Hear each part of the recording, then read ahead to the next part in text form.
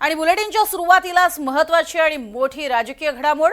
मुख्यमंत्र्यांचं शिष्टमंडळ आज मराठा आंदोलक जरांगे पाटील यांची भेट घेणार आहे। प्रसाद लाड यांच्यासह अनेक जण शिष्टमंडळामध्ये असतील अशी माहिती आहे। तर मराठा आरक्षणाच्या अंमलबजावणीसाठी जरांगे पाटील यांनी पुन्हा आंदोलनाचा इशारा दिलाय।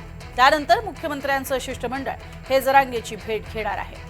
त्यामुळे आज जरांगेच्या या भेटीमध्ये काय काय महत्त्वाच्या घडामोडी घडतात हे पाहणं देखील तितकंच महत्त्वाचं ठरणार आहे। दुसरीकडे जरी ही भेट झाली तरी माझ्या आंदोलनावर म्हणजे 30 तारखेच्या आंदोलनावर मी ठाम असल्याचंही जरांगेंनी स्पष्ट केलंय।